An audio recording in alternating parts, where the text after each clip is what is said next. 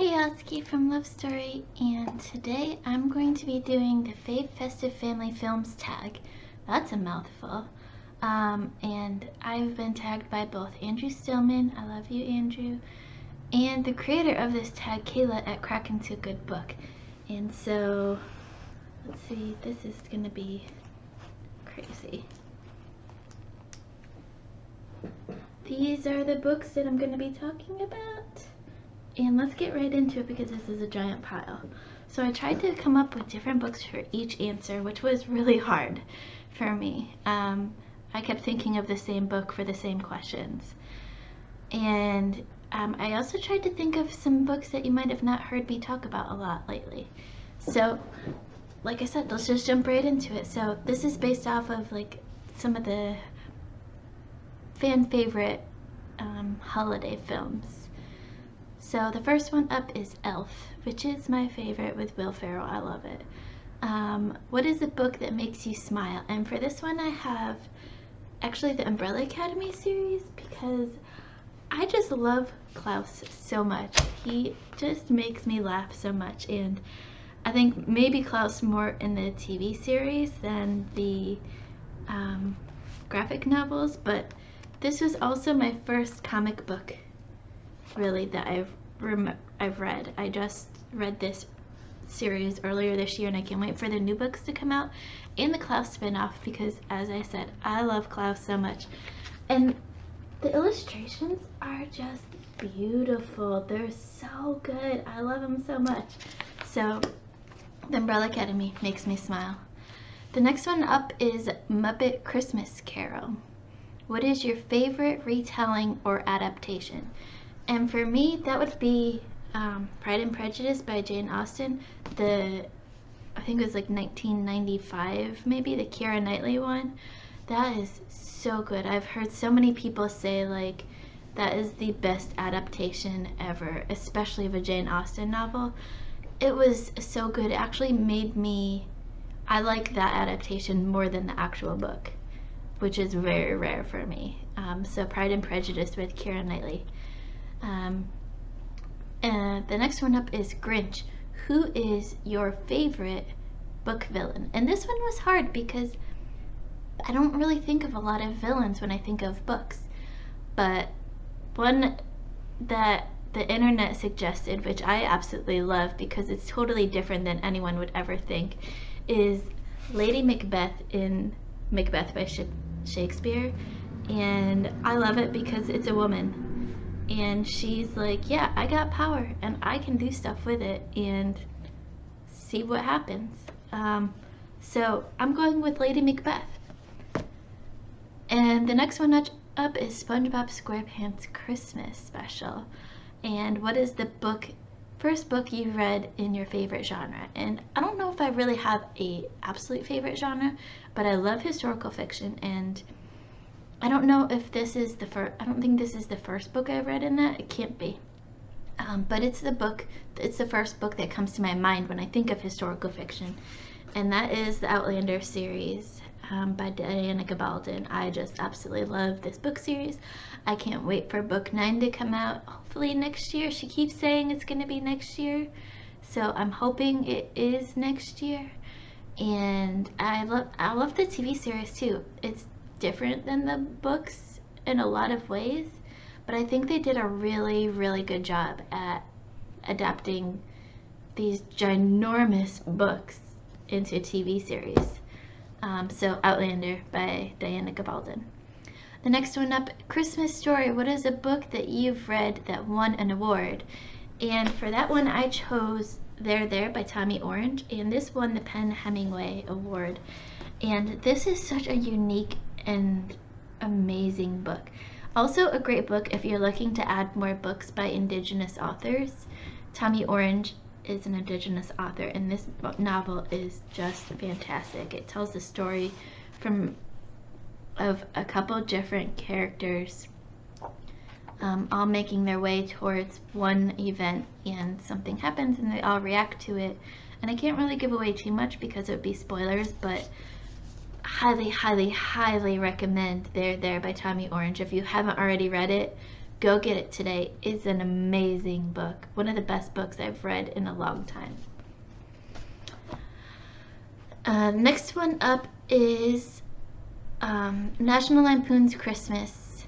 What is a book you were excited about but disappointed in the end? And this one is like, I think the only one that I don't have the actual book for, because I was just so disappointed I didn't want to buy it, and that's The Devil Wears Prada by Weisberger. And this book, for me, I was looking forward to it because I really love the movies with Anne Hathaway and Meryl Streep. Meryl Streep is Queen, and she's so fantastic in this movie. And so I thought, well, the book has to be at least decent if the movie's this good. And I read the book earlier this year, and it was a complete, absolute letdown. I couldn't stand the book. I forced my way through it, and then I started the second book, and that was what got me to start DNFing books, because I just couldn't do it. Andy is totally different in the book than in the movie, and I couldn't deal with it. So I was very, very, very disappointed in that. The next one up, Bad Santa. Name an optimistic or helpful character. And that one is Corporal/Captain Carrot from the Discworld series. So this is the first book in that series by Terry Pratchett, Guards. I absolutely love this series. I'm reading book 2 right now, Men at Arms, or I just finished book 2, right? Men at Arms, the other day, and I just love that series. I love Terry Pratchett's humorous writing. It's so funny, and I can't wait to read the next book and all of the books in the Discworld series, which is a giant series, but they have like little mini series within them. I just love them, and they're good palate cleansers in between more of the serious stuff. The next one up is the Santa Claus. Name something from a book you wish was real. And for me, that is Vermicelli from the Mistborn series. This is book 2 in the Mistborn series, The Well of Ascension. I just finished this this past weekend, and I just love this series. And Vermicelli is what the character Sazid has, and you can store away different attributes, different memories, and strength and age and weight, and use it at a later time. And I think that would just be amazing, especially the memory part, because I have such a bad memory. I would love to just be able to pull out a memory whenever I need it and put it back in. The next one up is Nightmare Before Christmas.